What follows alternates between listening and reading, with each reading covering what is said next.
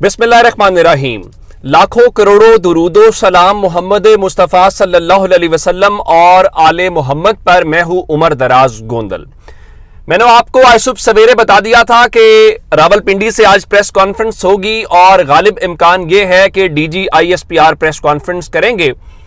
और हमारी खबर के एन मुताबिक आज पिंडी से प्रेस कॉन्फ्रेंस हो गई। सुप्रीम कोर्ट की समाअत खत्म हुई और जाहिर है सुप्रीम कोर्ट की समाअत के अंदर जो कुछ हुआ वो मैंने बड़ी तफसील के साथ आपको पिछली वीडियो में बता दिया। और फिलहाल जो है वो चीफ जस्टिस ने समाअत गैर मुअय्यना मुद्दत के लिए मुलतवी कर दी है। और जो गैर मुअय्यना मुद्दत के लिए समाअत मुलतवी हुई है उसकी कोई तारीख भी नहीं दी गई। उसमें प्रॉब्लम यह है कि आइंदा जो तारीख है वो बेंच की दस्तयाबी को देखते हुए कि बेंच कब दस्तयाब होता है उस सिलसिले में दी जाएगी। यानी फिलहाल इंतजार कीजिए कब एक बार फिर अदालत लगती है। खैर छोड़िए, फिलहाल आपको पिंडी की खबर सुनाते हैं और पिंडी की खबर के हवाले से इंपॉर्टेंट बातें क्या है। इब्तदाई तौर पे ये कहा गया कि आज की प्रेस कॉन्फ्रेंस जाहिर है कि वो सिक्योरिटी से मुतल्लिक होगी और सहाफ़ियों को भी कहा गया कि सिक्योरिटी के मुतल्लिक ही सवालात जो हैं वो रखे जाएं। लेकिन बाद में हमने देखा कि तमाम ही जो पॉलिसी मैटर्स हैं उनके ऊपर गुफ्तगू हुई, सियासत से जुड़े हुए सवालों के ऊपर भी सवाल जवाब हुए। नंबर वन, जो फिलहाल आज समाअत भी हो रही थी, इस्लामाबाद हाई कोर्ट के जजेस का जो खत है उसके मुतालिक कहा गया। उसके मुतालिक डीजी ISPR ने कहा कि बगैर सबूत के इल्जाम लगाना मुनासिब नहीं है। पहले नंबर के ऊपर ये वहां से जवाब आया। और उसके बाद अगली बात यह थी कि क्या फिलहाल जो तहरीक इंसाफ कह रही है कि फौजी अड्डे दे दिए गए हैं, तो क्या फौजी अड्डे दे दिए गए हैं? तो उसके ऊपर डीजी ISPR ने बताया कि पाकिस्तान ने ना तो किसी को फौजी अड्डे दिए हैं और ना ही हम फौजी अड्डे देंगे। अब एक बात हो गई। उसके बाद और जहां बहुत सारी बातें हुई तो फिर सबसे उन्होंने ये बताया कि इस वक्त जो उनका हमारा यकीन है कि पाकिस्तान के अवाम और शहरी पाकिस्तान की फौज के साथ हैं और पाकिस्तान का सबसे बाएतमाद इदारा पाकिस्तान की फौज है। DG ISPR major general Ahmad शरीफ चौधरी के मुताबिक हालिया सर्वे में 74% अवाम ने पाक फौज के ऊपर एतमाद का इजहार किया है। अच्छा, चूंकि पाकिस्तान तहरीक इंसाफ अब 9 मई आ रहा है, 9 मई के हवाले से बार बार जुडिशल कमीशन की बात करती है, तो लेकिन डीजी ISPR ने जो इस हवाले से आज कहा है और कमीशन को लेके और बाकी चीज़ों को लेके वो बहुत ही दिलचस्प किस्म का मामला है, वो भी मैं आपके सामने रखता हूं। तो खासकर जो क्या कहते हैं कि जुडिशल कमीशन वाला मामला है उसके ऊपर फौज की जानिब से कहा गया है कि अगर जुडिशल कमीशन बनाना है तो बनाएं, हम तैयार हैं। लेकिन वो कमीशन इस मामले की तह तक जाए कि 2014 के धरने, PTV की और पार्लियामेंट की इमारत के ऊपर हमले, खैबर पख्तूनख्वा हुकूमत के सरकारी वसाइल से विफाक पर 2016 और फिर 2022 में धावा बोलने के वाकयात की भी हकायक सामने लाए जाएं। उसके अलावा 9 मई की इमलाक को कहां और कैसे नुकसान पहुंचाया गया उसमें आज बाकायदा कुछ जो विजुअल्स हैं वो भी दिखाए गए। और इस हवाले से उन्होंने एक और बात की कि पाकिस्तान की जो जमहूरियत है उसको खतरा इन गैर जमहूरी रवैयों से है। तो फौज ने इस हवाले से कहा कि आप जुडिशल कमीशन बनाएं। साथ उन्होंने कहा कि जुडिशल कमीशन कहां कहां के मामलात के ऊपर करे, उससे सारी चीज हट के जो खासकर 9 मई से रेलिवेंट, उन्होंने कहा कि 9 मई सिर्फ फौज का नहीं पूरे पाकिस्तान का मुकदमा है। ना काबिल तरदीद शवाहिद सिर्फ फौज नहीं अवाम के सामने है।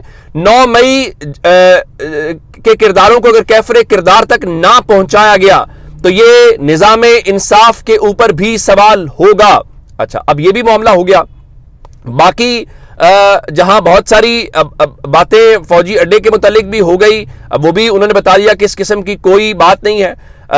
फिर उन्होंने कहा कि देखिए जो 9 मई को करने और कराने वाले हैं उनको आइन और कानून के मुताबिक सजा देना होगी। उसके बाद एक और इंपॉर्टेंट बात जो उन्होंने की, उनका देखिए जो सोशल मीडिया है वहां पर तवातुर के साथ पाकिस्तान की फौज के खिलाफ इल्जामात लगाए जाते हैं, इदारों पर इल्जामात लगाए जाते हैं। इन इल्जामात के जवाब में सबूत देने की बजाय जो है मजीद इल्जामात लगाए जाते हैं। कहा कि इदारा भी जवाब में इल्जाम लगाए तो यह सिलसिला जारी रहेगा। हम हकायक पर यकीन रखते हैं। आइन और कानून रियासत पाकिस्तान फौज के खिलाफ प्रोपेगेंडे की इजाजत नहीं देता। अगर एक्शन न लिया जाए تو معاشرے کی بنیادیں ہل جائیں گی. اب یہ معاملہ ہو گیا. اس کے بعد اگلا سوال یہ تھا کہ جب یہ انہوں نے کہا کہ آپ جائیں جی 2014 کے دھرنے کے یہ سب کس نے کرایا, تحقیقات کی جائیں, باقی ساری باتیں ہوئیں. تو اس کے بعد اگلی بات تھی کہ کیا اس وقت کوئی ٹاکس ہو رہی ہیں, کوئی بات چیت ہو رہی ہے یا کوئی بات چیت ہو سکتی ہے. تو D G I S P R نے بڑا اس کے اوپر کہا کہ دیکھیے بات بڑی واضح ہے. انہوں نے کہا کہ اس سارے معاملے کے اندر جو اس کے لیے انہوں نے لفظ استعمال کیا اور انہوں نے کہا کہ جناب دیکھیے فوج جو ہے وہ اس کی سیاسی سوچ نہیں ہے. ہر حکومت کے ساتھ آرمی کا غیر سیاسی مگر قانونی تعلق ہوتا ہے. ہمارے لیے تمام سیاسی جماعتیں قابل احترام ہیں, تاہم اگر کوئی سیاسی سوچ یا ٹولہ اپنی ہی فوج پر حملہ آور ہو تو اس سے کوئی بات چیت نہیں کرے گا. ایسے انتشاری ٹولے کے لیے صرف ایک راستہ ہے کہ وہ قوم کے سامنے معافی مانگے, وعدہ کرے کہ نفرت کی سیاست کو چھوڑ کر تعمیری سیاست میں حصہ لے گا. انہوں نے کہا کہ بات چیت یا مذاکرات سیاسی جماعتوں کو زیب دیتی ہے, فوج یا ادارے بات چیت کریں یہ بالکل بھی مناسب نہیں ہے. یعنی دوسرے لفظوں میں آپ یہ کہیے کہ آج کہا گیا ہے کہ جناب انتشاری ٹولہ جو ہے وہ قوم سے معافی مانگے. یہ معافی مانگنے والی بات ہوئی. اس کے بعد ایک اور بات کہا انہوں نے کہا کہ 8 فروری کو 31% ووٹ جو ہے وہ مخصوص پارٹی کو پڑا اور 69% اس کی مخالفت نے ووٹ پڑا. مخصوص جماعت کو پڑنے والے ووٹ کا ہرگز بھی یہ مطلب نہیں ہے کہ یہ ووٹ 9 مئی کے خلاف پڑا ہے. اس کے اوپر بی بی سی نے کیا رپورٹ کیا ہے میں وہ آپ کے سامنے رکھ دیتا ہوں. اس سارے معاملے کو لے کے انہوں نے یہ 9 مئی والی جو اس ساری صورتحال کو لیکن اس کے اوپر انہوں نے کہا کہ بیانیہ بنایا جا رہا ہے کہ 8 فروری میں 9 فروری گم ہو گیا. 6.5 کروڑ ووٹرز نے ووٹ ڈالا. مخصوص سیاسی پارٹی کو 18.5 ملین ووٹ پڑے جو کہ کل کا 31% ہے, اور جو 70% ووٹ ہے وہ تو اس بیانیہ کو نہیں پڑا. یہ جھوٹ ہے کہ جس نے اس پارٹی کو ووٹ دیا وہ فوج کے خلاف ہے. اب یہ معاملہ بھی ہو گیا, باقی ساری باتیں بھی ہوئی. اس میں انہوں نے یہ بچوں کے ذہن میں زہر ڈالنے والے الفاظ کے متعلق بھی کہا.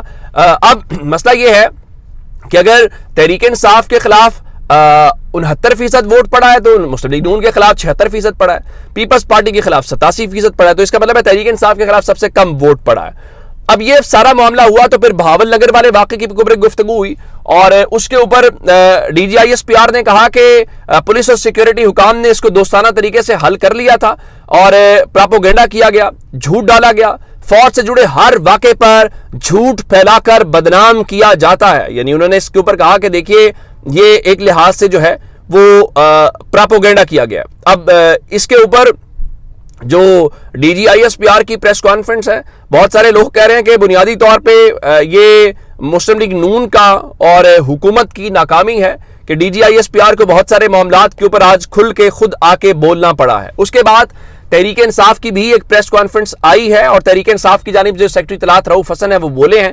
وہ کہتے ہیں جی جو باتیں کی گئی ہیں وہ ریاست اور ملک کے لیے ٹھیک نہیں ہے, ریاست اور عوام کے تعلق کو خراب کیا جا رہا ہے. اب یہ ساری باتیں ہوئیں اور اس کے بعد وہ جو دھرنے والی بات ہے اس کے اوپر پاکستان تحریک انصاف نے دھرنے والی بات قبول کر لی ہے.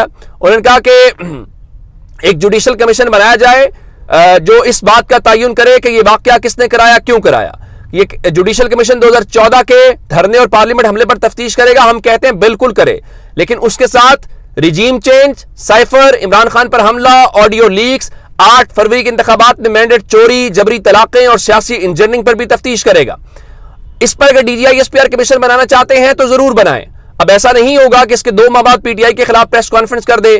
جوڈیشل کمیشن کا آپ نے خود کہا تو اب ضرور بنے تاکہ قوم کو حقیقت پتہ چلے پی ٹی آئی مجرم ہے یا وہ لوگ جو پی ٹی آئی پر الزام لگا رہے ہیں. یعنی پاکستان تحریک انصاف کی جانب سے اس کا بھرپور رد عمل ہے جو ہے اس ساری صورتحال کے اندر. جو ہے ان کا کہ آپ جو جماعتیں ہیں ان کو کہیں کہ لوگ نکالیں, وہ 1000 نکالیں گے, ہم 1 لاکھ نکالیں گے, 24 گھنٹے میں 2 لاکھ کا مجمع اکٹھا کر سکتے ہیں اگر ہمیں اجازت دے. ان کا ٹویٹر کو ہم نے بند کیا ہے, سوشل میڈیا پر قیود لگانے کا ہم سوچ رہے ہیں. کس نے ملک کو شکنجے میں کسا ہوا ہے, کون ہے جو الیکشن کو کنٹرول کرتا ہے.